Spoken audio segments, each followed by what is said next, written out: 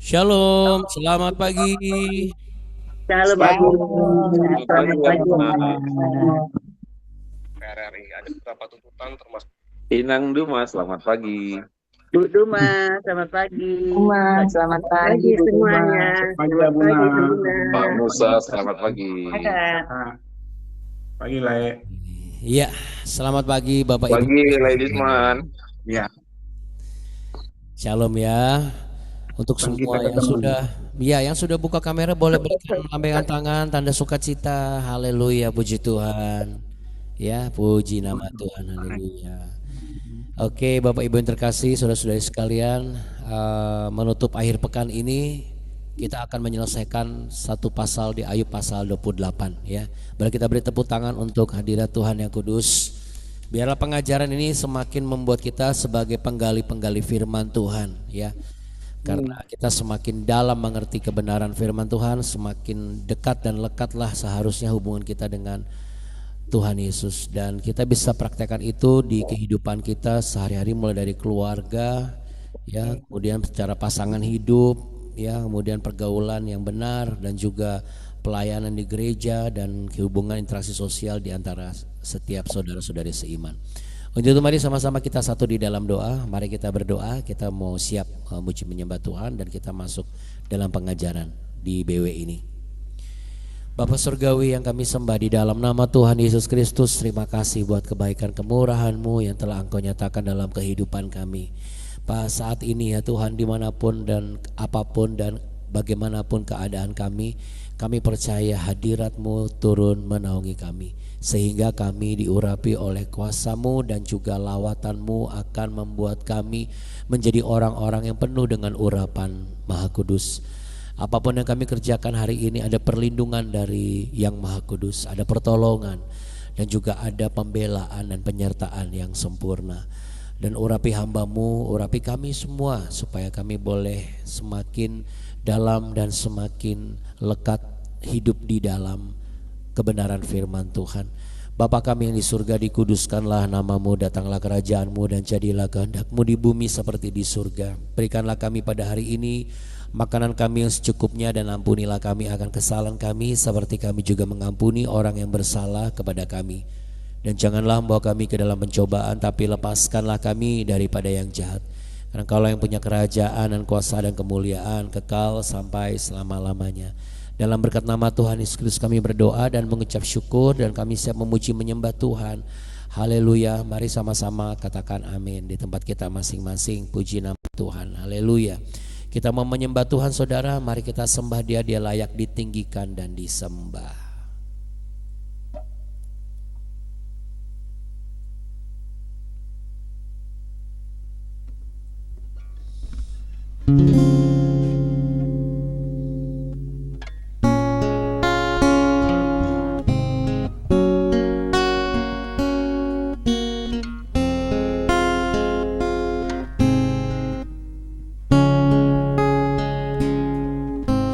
Betapa dahsyat Engkau Tuhan, pencipta segala yang ada, dulu sekarang sampai selamanya. Hanya Engkau Tuhan, tak terselami pikiran-Mu, tak terukur panjang setia-Mu, dulu sekarang sampai selamanya. Hanya Engkau Tuhan, ku sembah Engkau Yesus. Hanya Engkau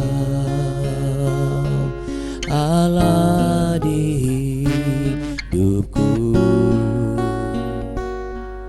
tiada yang lain, hanya Kau, hanya Engkau Tuhan. Selamanya Kau tetap Allah, walau dunia semua bergoncang, tak tergoyahkan kau tetap Allah.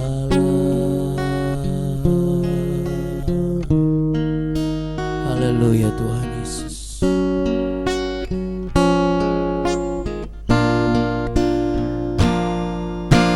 Betapa dahsyat Engkau Tuhan, pencipta segala yang ada, dulu sekarang sampai selamanya.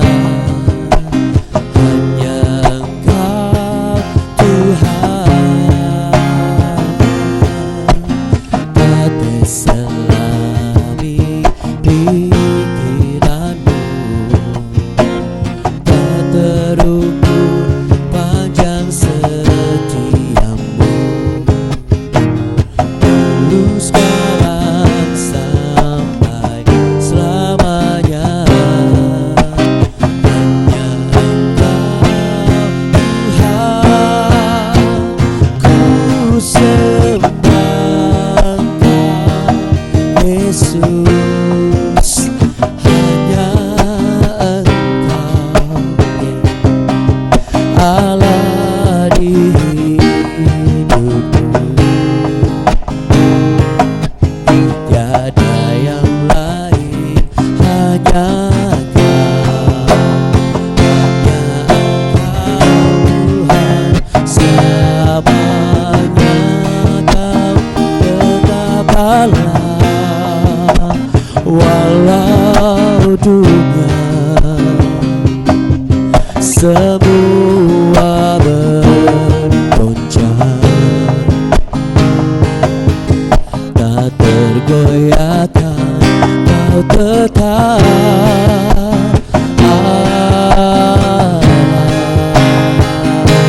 Kami sembahkan Tuhan dengan segenap hati kami, dengan segenap kekuatan kami. Kami muliakan Engkau, hanya satu-satunya Tuhan dan Juru Selamat kami, Yesus Tuhan. Haleluya. Oh, ku sembah Engkau Yesus, hanya Engkau Allah di hidupku, tiada yang lain, hanya Engkau Tuhan, selamanya Kau tetap Allah, walau dunia semua bergoncang, tak tergoyahkan Kau tetap Allah.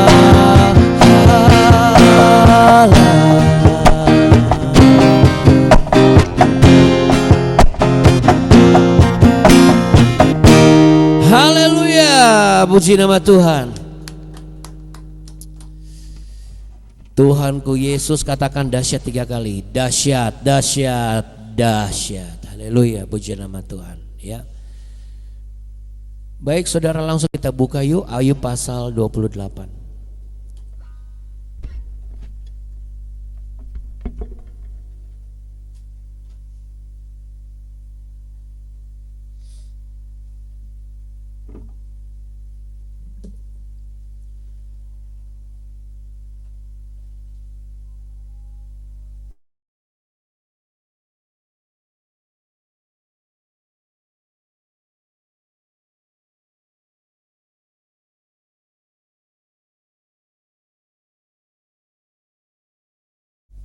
Oke.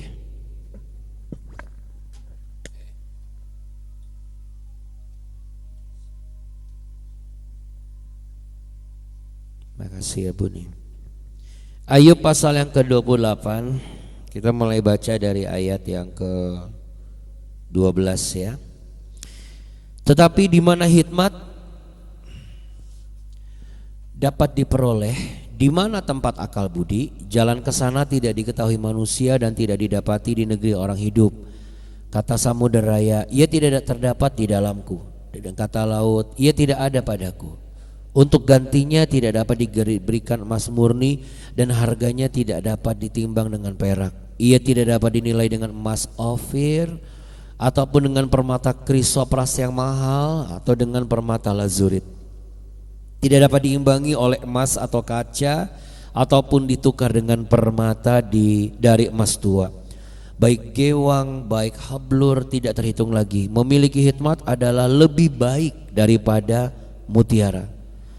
Permata krisolit Ethiopia tidak dapat mengimbanginya. Ia tidak dapat dinilai dengan emas murni. Hikmat itu dari manakah datangnya? Atau akal budi di manakah tempatnya? Ia terlindung dari mata segala yang hidup. Ia bahkan tersembunyi bagi burung di udara. Kebinasaan dan maut berkata, hanya desas-desusnya yang sampai ke telinga kami. Allah mengetahui jalan ke sana. Ia juga mengenal tempat kediamannya.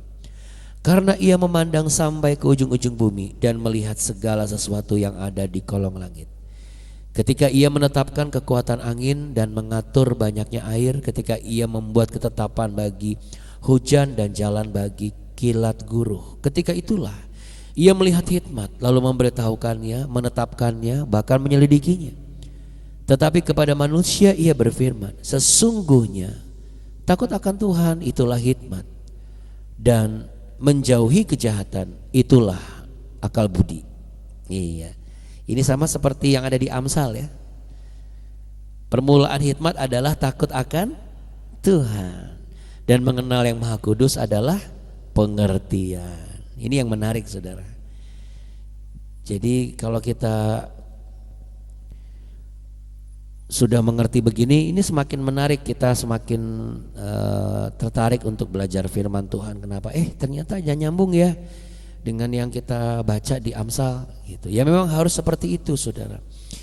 Harus ada korelasi, harus ada secara tidak hanya terminologi saja, tetapi juga tipologinya juga harus nyata dan jelas. Kadang-kadang perspektif perjanjian lama dan perjanjian baru seringkali itu nyambung jadi satu. Ya, jadi sekali lagi tidak berarti bahwa karena kita sudah di zaman yang begini kita ini nggak relevan lagi mempelajari perjanjian lama. Ya, saya rasa setiap orang punya perspektifnya masing-masing, tapi perspektif saya pribadi melalui BW ini mengatakan yang namanya firman Tuhan itu dulu, sekarang, bahkan sampai selama-lamanya tetap relevan. Tergantung bagaimana kita mau nggak galinya gitu.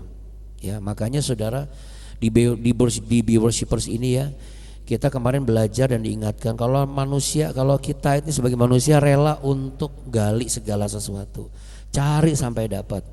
Ya berarti hikmat juga harus seperti itu. Bagaimana caranya kita harus bisa melakukan itu semua gitu, dan itulah yang menjadi kerinduan Tuhan Allah atas kita gitu ya. Di ayat 11 sampai 28 ini ada beberapa istilah yang penting ya, ada 3 istilah yang penting yang saya catat di sini. Yang pertama ada bicara mengenai khokhmah. Ya, khokhmah itu apa? Hikmat, kebijaksanaan, kemampuan untuk menjalani hidup dengan benar ya. Jadi hikmat ini bukan sekedar memiliki pengetahuan dan juga orang yang punya kepintaran, tapi mengetahui apa yang benar dan kemudian menjadikan apa yang diketahui itu sebagai dasar hidupnya. Itu khokhmah. Ya, karena ada tulisan hen yirat Adonai hi khokhmah. Ya. Takut akan Tuhan adalah permulaan hikmat. Nah, kemudian juga Adonai itu adalah takut. Yirat ini adalah takut, Adonai adalah Tuhan. Jadi takut akan Tuhan. Yirat itu seperti Adonai, Tuhan. Jadi bukan takut seperti seseorang yang pengen lari dari Tuhan ya saudara ya. Karena hari-hari ini banyak orang yang langsung mau lari dari Tuhan karena dirundung oleh masalah dan juga diperbudak oleh rasa bersalah. Tapi ini bicara mengenai rasa hormat yang mendalam, kekaguman, kesadaran akan kekudusan Tuhan dan sikap tunduk kepada kehendaknya. Ini orang-orang takut akan Tuhan seperti ini. Dan orang takut akan Tuhan itu punya ciri, bukan apa yang saya mau, tapi apa yang berkenan kepada Tuhan. Kemarin saya katakan kepada istri saya, mungkin kita bukan gereja besar, belum menjadi gereja besar, karena ini semua adalah Tuhan yang rancang. Mungkin kita masih di tempat yang tidak semudah itu dijangkau oleh orang, karena itu Tuhan yang rancang. Tugas kita adalah memiliki pelayanan yang berkenan bagi Tuhan. Kehidupan kita sedang dibolak-balik oleh keadaan yang tidak pernah kita bayangkan sebelumnya. Yang menarik adalah inilah keadaan yang dulu saya hindari, saudara. Sebagai manusia saya nggak mau hidup seperti ini. Tetapi kalau ketika mengikut Tuhan, ternyata Tuhan masukkan ke dalam situasi dan arus, ya, alur kehidupan yang ternyata dulu kami hindari dan kami masuk di dalamnya. Saya sangat percaya, ya. Ini semua Tuhan izinkan hanya untuk apa? Tuhan mau menyatakan bahwa ketika kamu hindari kehidupan yang kamu tidak mau jalani itu, ya siapa sih yang mau jalani hidup dengan segala keterbatasan dan segala hal? Kan setiap manusia pasti pengen punya mimpi dan segala macam. Nah semua ini sekarang Tuhan tuh lagi masukin kami ke dalam satu wilayah yang dulu kami tidak punya tidak merancang seperti ini. Tetapi kalau ini kami alami, inilah uji kesetiaan, inilah uji ketaatan, inilah uji keimanan, bahwa masih nggak kami setia, taat dan beriman, sekalipun yang kami lihat itu jauh dari apa yang kami bayangkan. Berarti Tuhan sedang menyatakan, selama apa yang kamu lakukan berkenan bagi aku akan pasti memelihara hidupmu. Ya, saya sangat percaya akan hal itu. Jadi kemarin saya juga sampaikan kepada istri saya, berarti pelayanan kita berkenan selama kita dapat pertolongan dari Tuhan. Ada orang kirim berkat, ada orang kirim barang, ada orang kirim makanan. Ini bukan karena kita mengais dan menjual belas kasihan loh. Ketika segala sesuatu Tuhan masih kirim orang untuk supaya kami pantas apa yang kami kenakan. Ini semua adalah pernyataan bahwa pelayanan kita berkenan bagi Tuhan. Bagi manusia mungkin ini nggak ada apa-apanya. Seperti apa sih gereja OIC? Siapa sih channel BW dibandingkan sama yang lain mah? Aduh, nggak ada kuku-kukunya. Tetapi kalau ini berkenan bagi Tuhan, Tuhan hadir di tengah-tengah kehidupan kita. Jadi itu yang saya ingin sampaikan kepada saudara Bapak Ibu semua. Ya mungkin Anda tidak berkenan bagi manusia di tempat Anda bekerja, atau anak-anak tidak ada yang berkenan di tempat di mana kalian sekolah. Ibaratnya kalian sendirianlah di tempat sekolah itu. Bukan karena Tuhan tidak mau menjawab doamu, Tuhan sedang menguji. Sebenarnya yang kamu mau itu yang berkenan bagi manusia atau bagi Tuhan. Tapi kalau misalnya kita hanya mencari perkenanan manusia, ya sebatas itu saja. Ujung-ujungnya itu malah membuat hidup kita menjadi semakin tidak menentu. Kita jadi penjilat, kita cari muka orang, kita jadi krocok-kroconya orang. Tetapi ketika kita mencari apa yang berkenan bagi Tuhan, Tuhan gak pernah membuat kita jadi kroco, saudara. Tetapi Tuhan justru mengangkat kita menjadi kepala dan semakin naik. Memang tidak ada teman di dunia ini seakan-akan. Memang seakan-akan berkurang orang-orang yang sepakat dengan kita.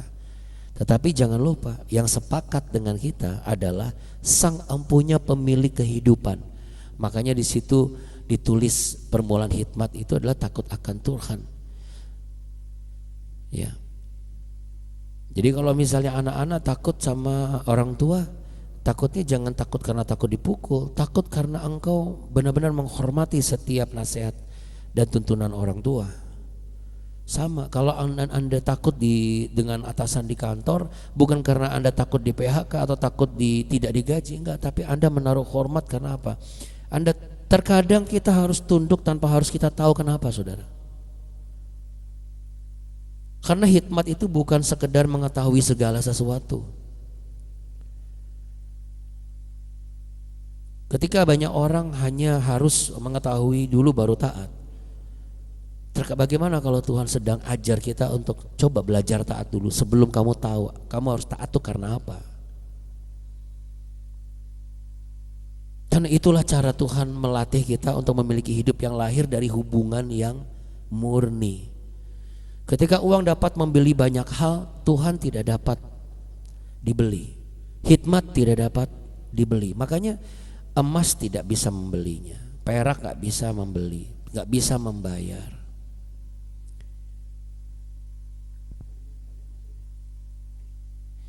Uang adalah alat yang penting, ya. Semua orang sehari ini apa sih? Semua panik karena uang. Mata uang berubah, panik semua. Satu negara bisa panik semua, betul. Tetapi saudara, uang tidak bisa membeli hikmat.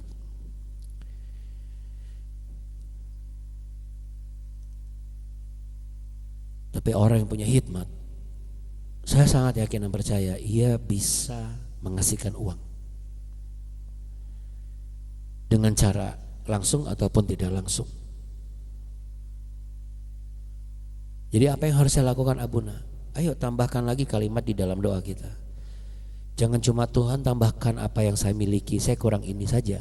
Tapi Tuhan, jangan selain Engkau sudah memberikan penambahan ini, tambahkanlah juga kepada hamba-Mu ini hikmat, supaya semakin tahu bagaimana memakai apa yang Engkau percayakan. Karena kalau enggak nanti kita salah kaprah, kita memandang rendah dan menganggap remeh semua pemberian Tuhan. Nah, hikmat itu dimulai ketika apa? Ketika Tuhan yang jadi pusatnya. Yira'at Adonai, takut akan Tuhan. Jadi bukan IQ, bukan umur, bukan gelar, bukan pengalaman, semua itu berguna. Tapi orang yang sangat pintar pun bisa ambil keputusan yang bodoh. Ketika apa? Ketika Tuhan dikeluarkan dari kehidupannya. Makanya anak-anak muda jangan pernah mengandalkan sesuatu di dunia ini lebih dari engkau mengandalkan Tuhan. Kalau engkau mengandalkan sosial media, engkau mengandalkan teknologi, engkau mengandalkan kepintaranmu, engkau mengandalkan kekuatanmu lebih daripada Tuhan, di saat itu engkau sedang mengeluarkan Tuhan sebagai pusat kehidupanmu.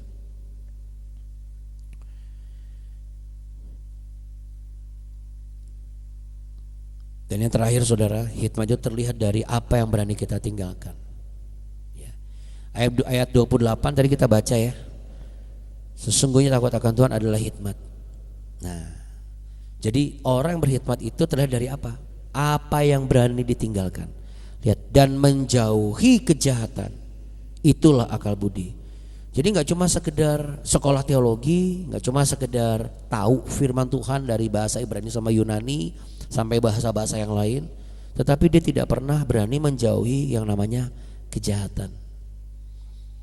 Sur merah itu adalah menjauh dari yang jahat. Jadi bukti bahwa kita semakin bijaksana bukan hanya bahwa kita semakin tahu, semakin hebat dalam berpuasa, semakin hebat dalam berkhotbah, semakin hebat dalam memberikan nasihat, tetapi kita berani enggak mengambil langkah yang menunjukkan kita punya akal budi hasil dari hikmat itu, yaitu apa? Kita tidak lagi melakukan kebiasaan yang salah. Kita tidak lagi menjunjung tinggi hubungan yang tidak sehat. Kalau emang teman-teman toksik ya udah, gak usah kita harus jadi toksik juga di tengah-tengah situ. Kita menjauhi ketidakjujuran, kita menjauhi kepahitan, kita menjauhi kesombongan. Terlebih lagi kita menjauhi pergaulan buruk yang membawa kita tuh menjauh dari Tuhan. Itu yang namanya hikmat, yang bukan hanya tentang tahu apa yang kita pelajari, tapi juga berani apa yang harus kita tinggalkan.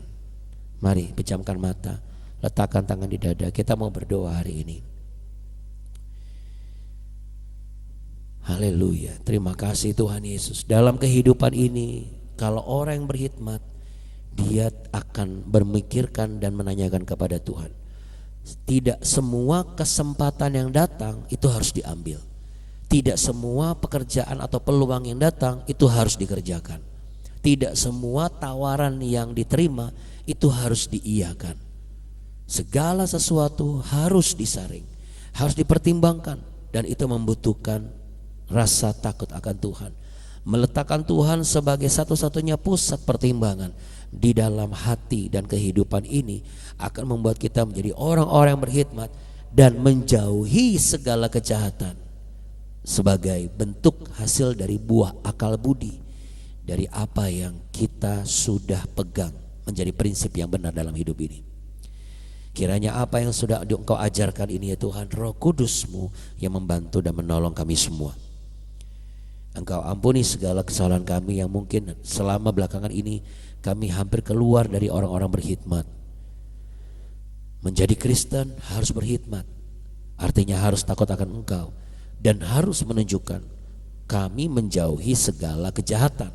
Itulah akal budi orang berkhidmat. Saat ini kami mau mendoakan putri dari adik istri hamba, itu ada ipar hamba, yaitu Casey yang berulang tahun. Kiranya Tuhan memberkati, kiranya Tuhan menolong pertumbuhan anak ini supaya terus mendapat pendidikan yang baik hingga Engkau jamin masa depannya. Berkati orang tuanya, berkati kakak adiknya, berkati juga seluruh teman-teman dan orang-orang di sekolahnya. Tuhan Yesus, kami juga mendoakan suami dari Ibu Nancy, itu Pak Jusman yang hari ini berulang tahun.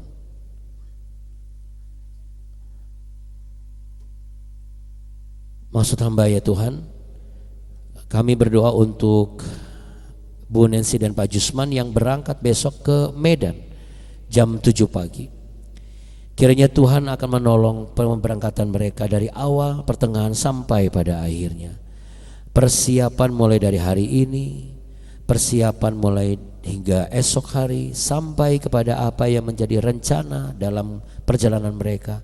Ada campur tangan kuasa Tuhan yang akan menolong dan memberkati mereka, sehingga tidak ada halangan, tidak ada hambatan, tidak ada aral yang melintang. Segala sesuatunya Tuhan buat tepat pada waktunya, dan Tuhan buat lancarkan segala sesuatunya. Terima kasih ya Bapa. Kami juga mendoakan keamanan dan juga damai sejahtera bagi tempat di mana kami tinggal, tempat di mana kami bekerja, tempat di mana kami menaruh harapan untuk masa depan keluarga kami. Kiranya campur tangan Tuhan selalu menyertai, dan berkatilah anak cucu kami, jadikanlah sebagai generasi masa depan yang takut akan Tuhan, generasi masa depan yang pintar tapi juga berkhidmat dan berakal budi. Tak terlepas kami semua yang ada, baik yang di Zoom maupun yang juga yang ada di YouTube, adalah orang-orang yang mendapat pengertian yang benar dan berakal budi sehingga menjauhi segala kejahatan. Sempurnakanlah segala permohonan dan doa kami, dan kami alaskan semuanya di dalam nama Tuhan Yesus Kristus. Kami siap menerima berkat-Mu yang telah tersedia ya Bapa. Untuk itu saudara, bukalah tanganmu, terimalah berkat damai sejahtera, cinta kasih setia Tuhan yang Tuhan letakkan di dalam pertemuan kita saat ini. Tuhan letakkan di dalam kehidupanmu, pekerjaanmu, pelayananmu, studimu, dan juga kegiatan dan aktivitasmu. Tuhan memberkati engkau dan melindungi engkau. Tuhan menyinari engkau dengan wajahnya dan memberi engkau kasih karunia. Tuhan menghadapkan wajahnya kepadamu untuk memberimu damai sejahtera, untuk memberimu harapan dan juga masa depan yang gilang gemilang. Dalam berkat nama Tuhan Yesus Kristus kami berdoa dan mengucap syukur. Haleluya. Sama-sama katakan amin. Amin. Tuhan Yesus memberkati saudara, sama-sama katakan. Jangan kasih kendor. Jangan Terima kasih. kasih Abuni, Bapak Ibu. Terima kasih Abuna Abuni untuk doanya. Terima kasih Bapak Ibu semua. Tuhan Yesus memberkati kita. Terima kasih Abuna. Terima kasih Bapak Ibu semua. Tuhan Yesus memberkati kita. Amin. Terima kasih Abu Nini dan teman-teman semuanya. Tuhan Yesus memberkati. Amin. Amin. Amin. Amin, amin. Bapak Ibu semuanya, puji Tuhan ya. Sampai jumpa di hari Senin ya. Tetap semangat dan bersukacita. Hati-hati di jalan Pak Jusman dan Bu Nancy. Selamat pagi dan tetap kejar hadirat Tuhan. Oke, shalom. Dah. Sama dengan